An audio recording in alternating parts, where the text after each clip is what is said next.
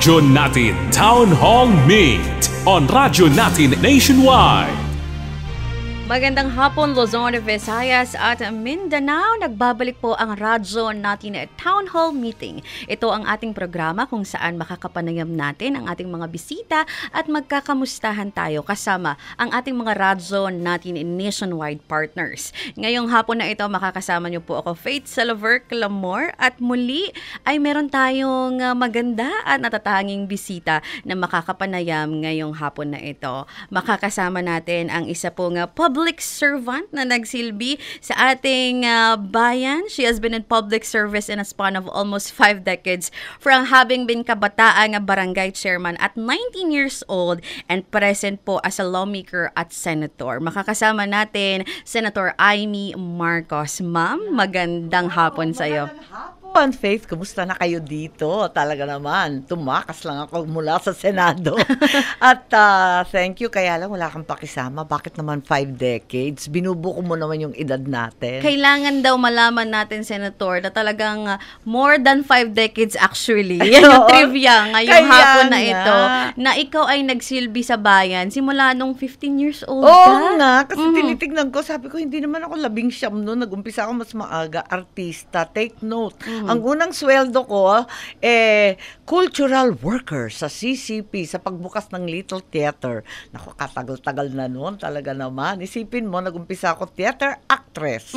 Say mo. Pagkatapos noon, nag-produce ako ng kung ano-ano mga palabas. And yun, nasabak na sa mga kabataan. Ayan. Kaya kabataan barangay. Naging SK na. Ako, SK pa rin hanggang ngayon. Sangguni ang katanda.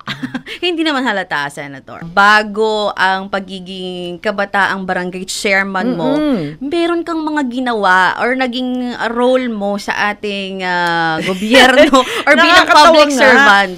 Kasi nga, iniisip ko, ano yung unang ginawa ko at nagkaroon ako ng sahod noon. Nako, cultural worker ang title sa CCP. Nag-arti-artista kami dyan sa opening ng Little Theater 100 years ago lang naman. Wow. Nako, bagets pa ako noon. Ilang taong ka noon, Senator? Ewan ko, 15. At wala akong kabalak-balak na pumunta sa politika. Pati yung kabataang barangay, wala pang SK noon eh. Parang samahan lang, parang kilusan-kilusan ng mga kabataan. Dahil uso noon yung protesta. Usong-uso mga rally-rally. Alam mo na, that was the time, dekada 70 ever. Ayun, galit kami sa mga kung ano-ano. Ayan. At napasok kami sa kabataang barangay, pero as usual, nagkarambola na naman sa Ilocos Norte na kapag walang Marcos, 10,000 silang tatakbo at nakikipaglaban. Nagagalit sila. Ay, naku. So, ang daming pumasok. Sabi ng papa ko, para manahimik lahat, pwede ba ikaw na ang tumakbo? Naku, wala akong kabalak-balak kasi sabi ng tatay ko, backup dancer lang ako kay Bongbong. Kasi panlalaki yung politika madugo, ang magulo. Ayun. Kaya lang, napilitan, andon, dinapasok, nag-umpisa. Nag-umpisa ang yung 100 years in service, yung sinasabi mong 5 dekada. Grabe, no? Yung ang tagal mong nagsilbi sa bayan. Pero tuloy-tuloy pa rin, Senator, yung passion mo. Kasi sabi mo nga, hindi naman yun yung unang gusto mo kasi naging theater actress ka. So, puntahan muna natin yung na yon, yung mga trivia about you bago ka talaga naging isang senadora, naging public servant. After being a theater actress, alam ko excited ka to be back on radio. Kasi meron ka ding experience. Ay, binibida ko kayo. Talagang binibida ko sa inyo yung mga radyo drama. Ano ba yan? Ang The Great Tinalo. Yan, sabi ko, ang pinakamahirap yata sa pagiging artista, hindi sine, hindi teatro, pinakamahirap yung radyo. Isipin mo, wala kang set, wala kang stage, wala kang costume, wala kang katawan, wala kang makeup, walang miski boses lang. Kung gaano kayo kagaling na magdrama. Naku, talaga, sabi ko, pipilitin ko mag-effort nito. Ang hirap pala talaga. Unang-una, wala pa kaming sound effect noon. So, mano-mano yun, Sen? Mano-mano, kunyari, may maliit kaming pinto. Parating na ang mga hari. magbubukasyon. Tapos kakalansay yung mga kadena. Hawak-hawak din namin yung mga papel. Malakas ang hangin. Gaganyanin yung papel. Tapos hindi pa dumarating yung script kasi buko-buko talaga eh. Yes. Tatakbo. Teka muna, wala pa script. Mukhang naghihimutok ang isang tao sa tabi. Ganyan. Mag-iimbento ka. Ano ba yun? Talagang naririnig natin ngayon sa mga nakikinig sa atin Luzon, Visayas at Mindanao. Talagang may experience si Kababawan! Senator Amy sa pagiging radio drama talent. And Gustong-gusto ko siya. Oo. Talaga naman. At saka nung era na yon, Senator Amy, no, talagang sikat ang radio drama kasi parang marami talaga nakikinig. Ako lumaki ako na nakikinig ng radio Totoo. drama. Ay, kasi Bisaya ka din, no? Oo, talagang pag diba? uwi ko ng tanghali, naririnig mo yung mga di ba? Yung mga Oo program. nga, Wala diba? pa TV and internet that time. Wala pa. Tapos parang kinatulugan mo na, nagmeme ka na, pagising mo, nandyan na naman. Yes. Parang all day long siya. Parang kapatid at kapamilya mo na talaga lahat sila. Nakakatawa. Yes. So, Senator, paano ka napunta talaga sa, sabi nga natin, syempre, kilala natin yung tatay mo, yung kapatid mo, talaga into politics. So, from being an actress na gusto Tadhana ang title. Ay, tadhana. Isinumpa ng apelyido eh. Ganun talaga yata yun. Ewan ko, parati natin sinasabi, wag mag-dynasty. Pero sa Yes. totoo lang, minsan yung mga tao na hiligan na o namihasa na pinupuntahan yung pamilya nyo. Yes. Yung pamilya ng tatay ko, puros mga abogado. Ganun din sa nanay ko eh. Sa totoo lang yung sa Leyte, mas matagal sila sa politika kaysa sa Marcos. So, ang tagal-tagal na para magkabila, yung mga tenyente del barrio pa sila noon. Yes. Ganun. So, minahal mo na rin talaga ang public service. Kasi punong-puno ng tao yung bahay namin. Lahat nangangailangan ng tulong. Ang aga-aga pa, hindi pa kami naghihilamos. Andyan na. Kasi namalita na yung tatay ko, pinagtatanggol yung mga akusado sa murder. Criminal lawyer yun eh. Kaya dumarating yung mga tao sa bahay namin. Mga nakakatakot. Walang mga ngipin, puros tattoo. Tapos sabi nila, inosente daw sila. Sabi ng nanay ko, ba't mo pinapapasok sa bayan? Hindi, walang gagawing mga maayos yan. Tingnan mo yung tsura. Yung tatay ko, sabi ko, sobra ka naman. Huwag kang ganyan. Kasi naakusahan yung tatay ko ng murder. Mula noon, lahat gratis et amore. Nasanay na ako doon. Tapos ang daming humihingin ng tulong, pang reseta, pang tuition. Wala, naging buhay na namin yun. Yes. Pero bago yun talaga, sabi mo nga nasa creatives kayo. Yun ang gusto ko. You're a movie producer, you also organized events. Ayoko ng totoong buhay. Ganon. Yung ba yung escape mo Gusto from ko reality? sa realidad. Ganon. Kaya enjoy ako sa teatro. Tapos 19 pa lang ako, nagpo-produce na ako ng Anne Frank sa theater.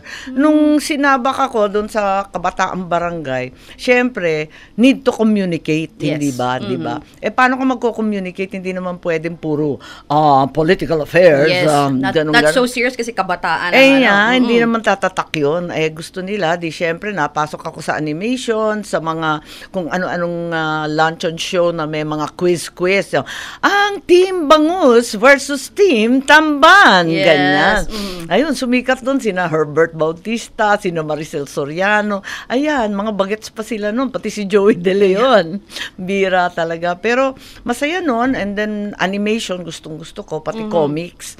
Ayun, tapos yung Batibot, yung sinasabi ko nga, ano yung original na komikero, si Jose Rizal, hindi ba? Yes. Ayan, si Kikong Matching at si Pong Pagong. Ayan, alamat. Talagang nandun yung yung gusto mo, pero again, hinihila ka talaga ng tadhana going into public service. Pero nakasingit ako, naka-fast break ako. Gumawa kami ng sine, Made in Malacanang. Yes. In fairness, blockbuster. Yes, gustong-gusto ko si Senator Amy sa pelikulang yun.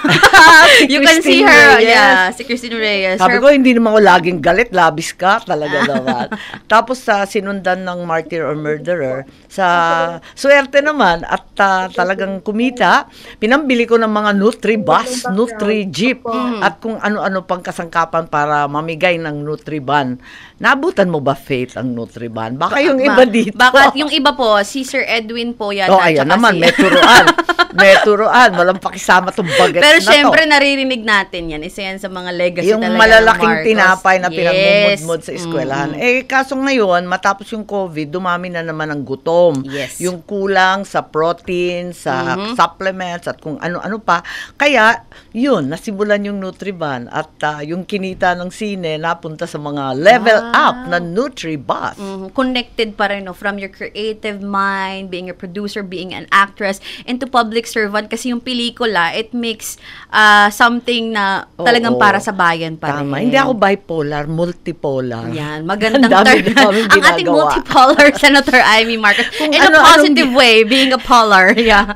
Ayun, para masaya, di ba? Maraming ginagawa lagi. Yes. So, Senator, ngayong umaga, bilang bahagi ng ating programa sa Radyo Natin Town Hall, ay makakasama natin ang ating mga partners Ayan. mula sa Luzon, Visayas, at Mindanao. So, sa episode natin ito, makakasama natin ang 6 sa ating mga radyo natin partners Ayan. upang magkamustahan. Senator Amy, sabi mo nga today, parang unang episode ng ating programa with you ay talagang kilalanin ka. Alamin ng ano ba ang mga nagawa mo na at mga aksyon na ginagawa mo pa para sa ating bayan, no? At para kilalanin, greet natin isa-isa ang ating mga kasamang radyo natin partners nationwide. Simulan po natin mula sa radyo natin Gumaka, Quezon. Makakasama natin si Ma'am Michelle Hernando. Ma'am, magandang hapon sa'yo. Good afternoon po, Ma'am Faith. Magandang hapon, Ma'am Michelle Hernando mula po sa Gumaka, Quezon. Ayun. Makakasama din natin Senator Amy mula po sa radyo natin Laguna,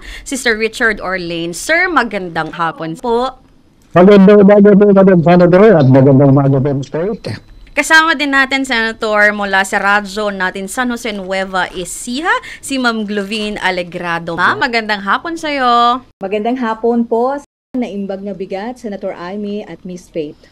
Ayan. Kasama din natin mula sa radyo natin Tagum, Davao del Norte, si Ma'am Joyce Tandok. Magandang hapon sa'yo. Hi, magandang hapon po, Senator Amy and Ma'am Faith. Maayong buntag.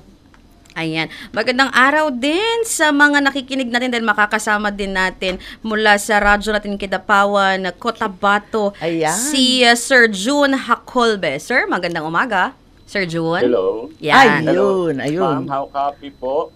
Ayan. Magandang sa araw, Kidapawan. sir. Kang Madam Senator Amy Michaels o kang Ma'am Faith. Good morning. Maayong adlaw. Kumusta ka Maayong mo? adlaw. Ayan. Makakasama din po natin mula sa Agusan del Sur, San Francisco, Agusan del Sur.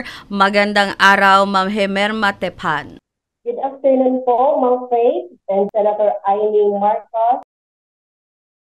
So muli, magandang hapon sa lahat ng ating mga radyo natin, reporters, Luzon, Visayas at Mindanao. So una nating maririnig, Senator Amy, ang ating unang representative mula po sa Luzon. Makakasama natin si Miss Michelle Hernando ng radyo natin Gumaka, Quezon. Ma'am, magandang hapon sa'yo. Ano po yung mga batas na inyong naipasa na para masuportahan yung mga magsasaka ninyo dito po sa aming lugar, sa Quezon Province po particularly? Paano nyo po kaya mapapabilis yung mabagal na pagpapatupad ng programa mula sa Cocoledi Funds upang mapakinabangan po ito ng mga magsasaka dito sa amin, sa Quezon?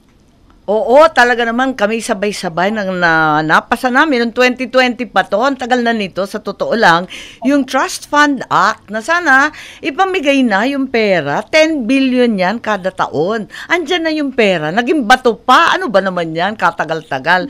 Kaya, nagpapaimbestiga rin ako kung bakit ganun kabagal. Hindi ko maintindihan. Kasi usually, di ba ang problema sa project, walang pera. Aba, yung Coco Levy, bilyon-bilyon ang nakatenga dyan. Kaya hindi nga namin maintindihan at pinagpipilitan ko na ilabas na kasi nung panahon ng tatay ko, kung maalala nyo, sang katutak yung Coco Fed Scholars. Yun ang inaasahan ng tao na makatulong sa pamilya ng mga nagsasaka ng nyog dyan sa Quezon. 60% pa nga yung sa Mindanao. Tapos ilang porsyento rin mga Visayas dyan sa lugar ng nanay ko, sa Leyte, sa Samar. Hindi nga namin maintindihan. Maski medical assistance, hanggang ngayon 0 pa pa yung medical and scholarship. Pakatapos yung iba't iba pang dapat nilang gawin, yung hybridization, yung iba-ibang produkto. Kasi napako na tayo dyan sa kopra. Bagsak na bagsak ang presyo ng kopra. Dapat mag-level up na tayo at i-hybridize para dumami yung mga nyug. Kasi halimbawa sa mga lugar ng Samar, kailangan mag-replanting kasi nakalbo nung panahon ng Yolanda. Kailangan talaga yung itatanim nila yung mabilis tumubo at mababa lamang. Tapos, yung mga produkto, di ba nauso na yung extra virgin cocoa oil. Wala naman tayong ganun halos. Tapos, yung cocoa sugar na sinasabi, pan-diabetic, kayang-kaya pa daw. Ang gaganda ng produkto ng nyug, ang problema, hindi pa nagagawa. Kaya yan ang inaabangan natin hanggang ngayon at kinakalampag ko sila. Ano ba naman? May pera na, hindi pa ilabas. Yun ang ating problema. At ang isa pa, yung cocoa farmers, covered rin sila ng Land Reform Act. Kaya araw-araw, talaga naman tinututukan natin na maibigay na yung mga titulo ng mga land reform beneficiaries. Isipin mo, 5 dekada na yan. 50 years na talaga sila na land reform beneficiaries. Ang titulo, yung mga CLOA, yung marami sila sa isang titulo, aanhin mo naman yun, di naman pwedeng dalhin sa bangko yun. So, ngayon, yung mga titulo pinamimigay at bilyon-bilyon ng mga penalty, mga utang, wala na. Sinawalang bisa na. Kinondo ng mga utang. Yun. Thank you, Senator Amy. Looking forward na makasama po namin kayo at makita dito sa amin sa Quezon Province. Maraming salamat po. Thank you, Michelle. At saka asahan ninyo, mangungulit pa rin ako sa Senado. Kailangan nilabas ang datung now na. Maraming salamat, Michelle. Michelle Hernando po ng radyo natin Gumaka, Quezon. Ngayon, sa ating programa ay magpapatuloy tayo, Senator Amy. Kausap naman natin or makakausap naman natin sa kanyang mula sa kanyang lugar sa radyo natin Laguna, si Sir Richard Orlane para sa kanyang katanungan ngayong hapon na ito. Sir, magandang hapon sa iyo. Magandang araw po, Madam Senator. At bago sa aming katanungan, nais ko po ipabatid sa inyo na isa po ako sa lumaki at nabusog sa Nutriban na inyong binanggit kanina. Nagkabukuhan. Alam ko na edad mo. Busted. 25 centimos lang ang baon. Pero pagka nakatigim ka o kumain ka ng Nutriban, abot na yun yung hapon. Alala mo yung takatak? Alala mo, may takatak pa yun, di ba? May gatas pa yun on the side na clip. At saka yung tuburin. Oo, tama. Ayan. Okay. Nagkakaintindihan kami, Pate. Kaya ano po katanungan, Senator, ay para po sa mga tricycle driver. May ilan po kami mga nakapanayam ng mga tricycle driver dito sa aming lugar. At karamihan po sa kanila ay walang SSS, PhilHealth at marami pang iba. Hirap din po ang karamihan sa kanila na maghulog bulad po ng matumal nilang biyahe. Umaasa lang din po sila kung magkakaroon pa rin ba sila ng dagdag na kita. May panukalang batas daw po ba kayo para sa mga taong tulad po nila, Senator? Nako, Mang Richard, talaga naman, malaki ang utang na loob ko sa mga tricycle driver. Ang ating mga TODA, talagang inutusan ko ng bonggang-bongga, nag-cooperate kami nung gobernador ako ng Ilocos. Pilit ko kasi magkaroon ng tourism program. Ang tanging inaasahan, wala naman tayong public transportation, yung mga TODA, kinausap ko sila na bumiyahe ng gabi, kahit madalang lang at mahina, matumal dun sa ruta. Pakisamahan na lang natin para mag-umpisa tayo ng tourism. Kaya nagtulong-tulong kami, naging malapit ako sa mga TODA dahil dyan. At ngayon, nag-file ako, sabi nga nung ibang senator, ang OA naman, para sa TODA, may Magna Carta for TODA.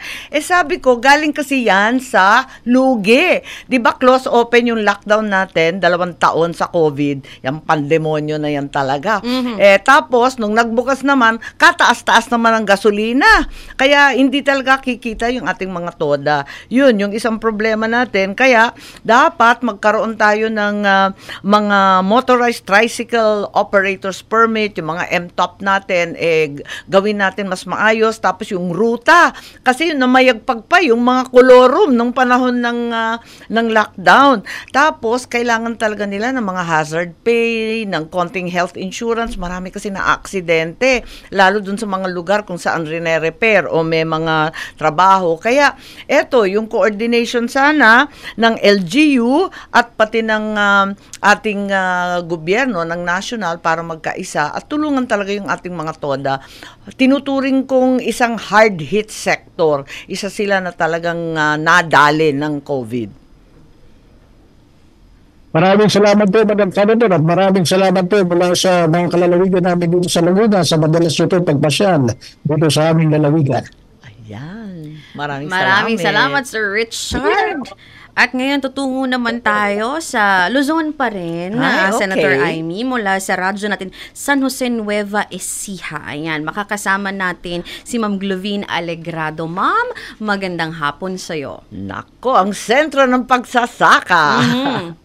Magandang hapon po, Senator Amy at Miss Faith. Nakarelate din po ako kay Senator Amy dahil during elementary days, ang Nutriban po ay 15 centavos. At ito ako sa madalas bumili ng Nutriban, hindi lang sa akin, kundi dun sa aking mga siblings. Pero limited lang po kasi that time, Sen eh. Oo, tama. Pero may libre rin sa eskwela. Dagdag na yun. Yes po, Senator. Oo. So, laking Nutriban din po ako. Mga laking Nutriban ng ating reporter, Sen. Ayan nga, kakaaliw. Ito po yung katanungan namin dito sa Nueva Ecija, Senator Amy. Pumasok na po kasi itong buwan ng Setyembre. Sabi po ng Department of Agriculture, Sen, simula nga po last month dapat o noong Agosto, mararamdaman na yung pagbaba ng presyo ng bigas kada kilo. Ito ay dahil matapos ngang ibaba sa 15% ang taripa sa imported na bigas. Pero alam niyo po, Sen, kahit saan kaming palengke mag-ikot-ikot, napansin talaga namin na hindi pa halos gumalaw ang presyo. So, bare months na po ngayon, September na, may pag-asa bang maibaba na po ang presyo ng bigas, Senator Amy? Naku, Glovine, yan ang talagang problema ko. At naniningil ako dyan sa Department of Agriculture. Sabi ba naman nila, babagsak na ang presyo ng Agosto. Sa bagay, narinig na rin natin yan nun. Wala naman nangyari. Ang tanging solusyon nila sa problema, iisa, ibagsak ng ibagsak ang imported rice na taripa. Para sa akin, mali yun eh. Kasi unang-una, dapat simutin muna yung lokal. Ang dami-dami pa rin hindi nabibiling mga palay sa Nueva Ecija, sa Ilocos, sa South Cotabato, bakit inuuna yung imported? Nakapagtataka. Pagkatapos, yun nga, alam naman natin, aminado natin na kulang yung local na production.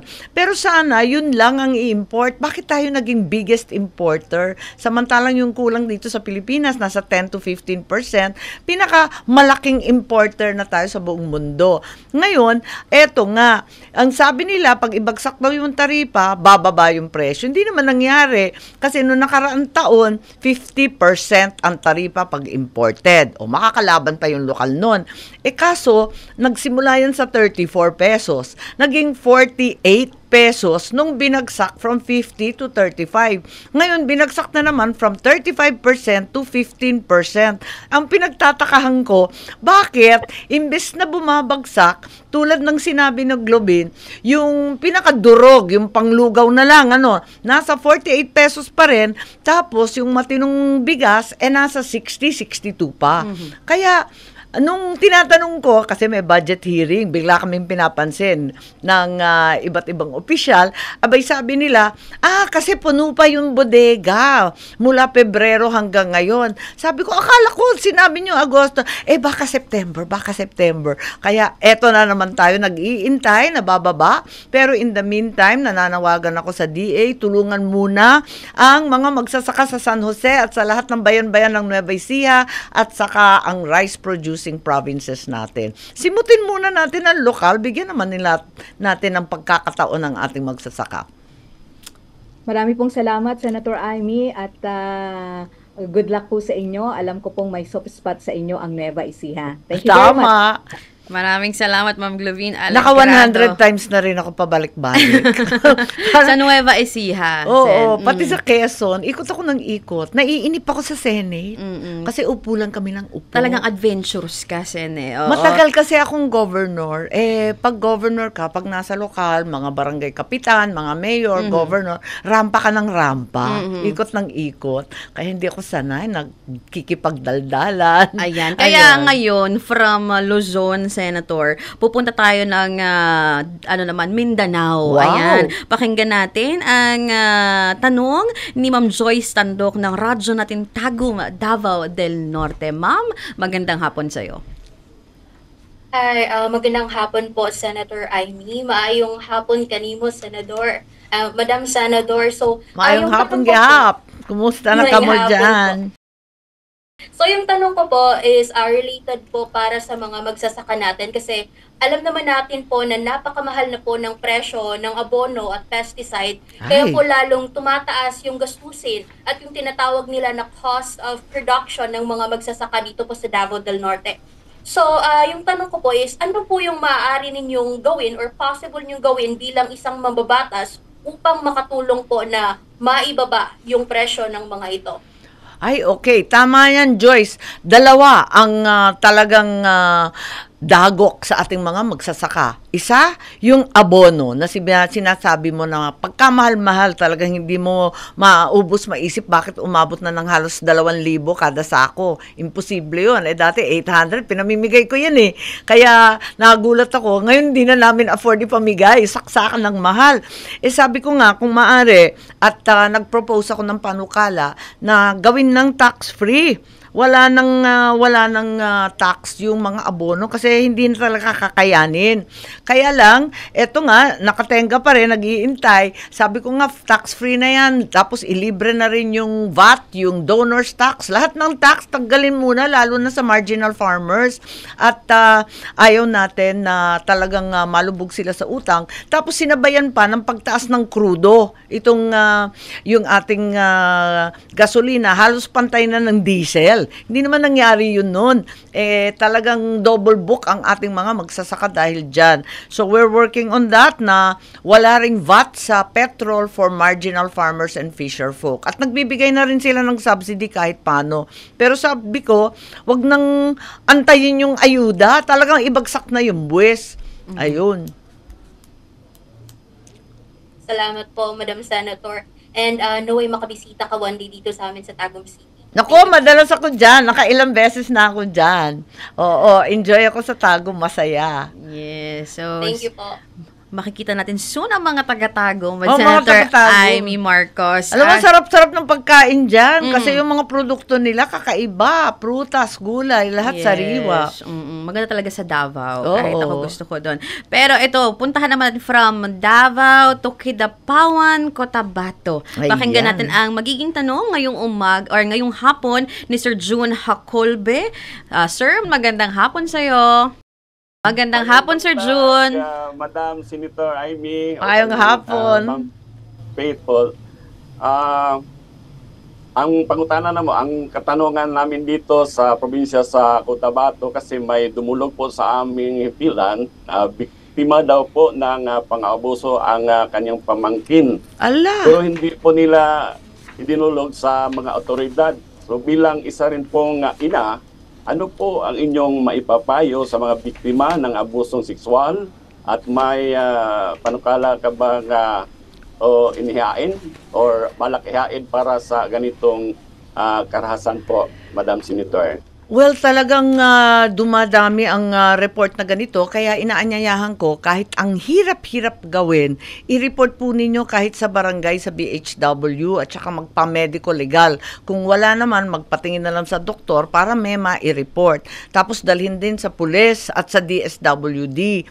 Sa pulis, may women's desk tayo dyan para, syempre, nakakahiya sabihin, lalo't ka mag-anak at sa loob ng bahay. Pero kinakailangan gawin natin yan. Kasi ako'y naging author din ng domestic abuse, yung sa loob ng bahay. Ang hirap-hirap talaga yan kasi lahat nagagalit sa bata, tapos ayaw maghabla kasi kamag-anak din o tatay pa.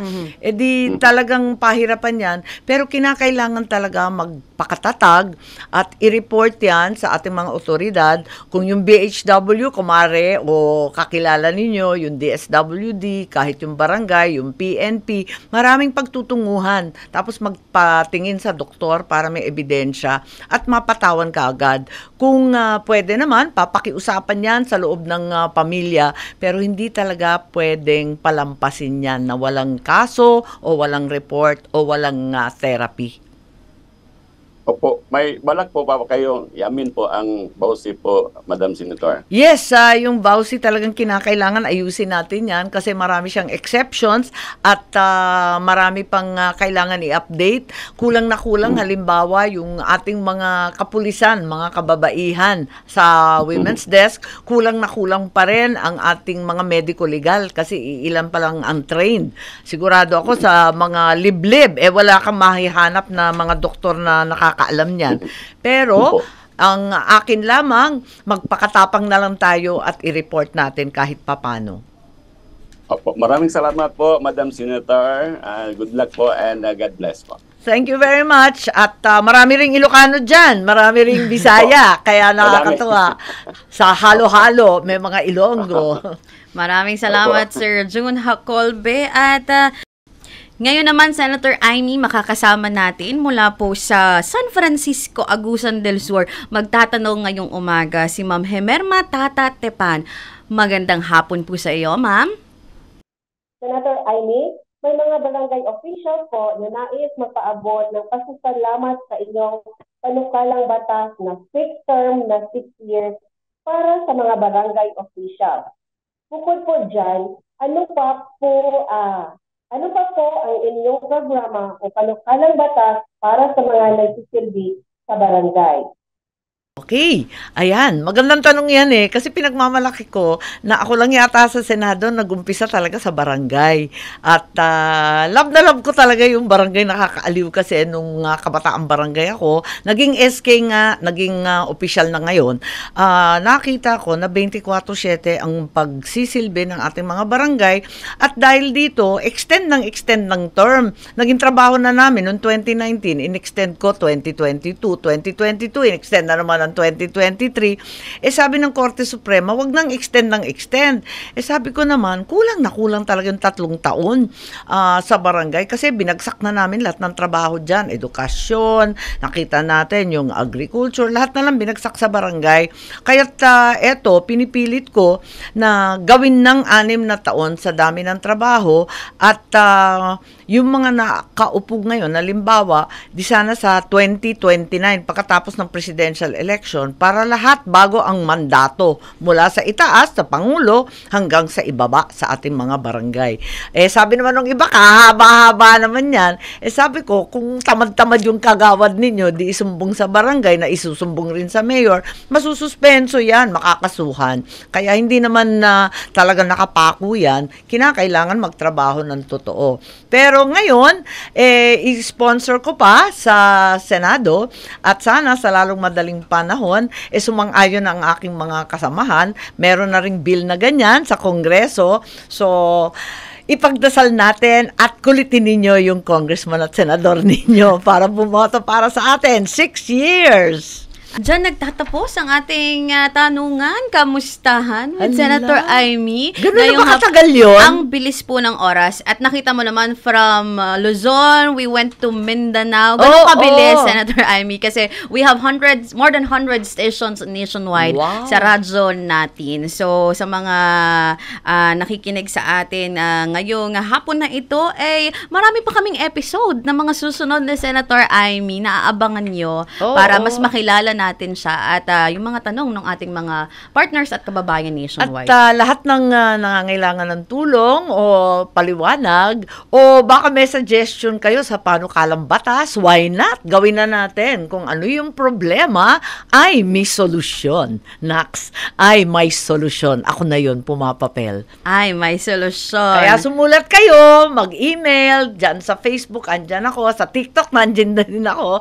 At alamin natin ang mga problema na kailangan bigyan ng may solusyon, pero ang totoo, tayo ang solusyon. Ayan, maraming salamat, Senator Amy, sa iyong oras at pagbibigay impormasyon para sa ating mga kababayan at syempre ang iyong public service sa ating mga kababayan Luzon, Visayas at Mindanao. Ito po ang radyo natin at Town Hall Meeting na kasama niyo rin po. Faith Silver Clamor, magandang araw po muli. Radyo Natin Town Hall Meet on Radyo Natin Nationwide.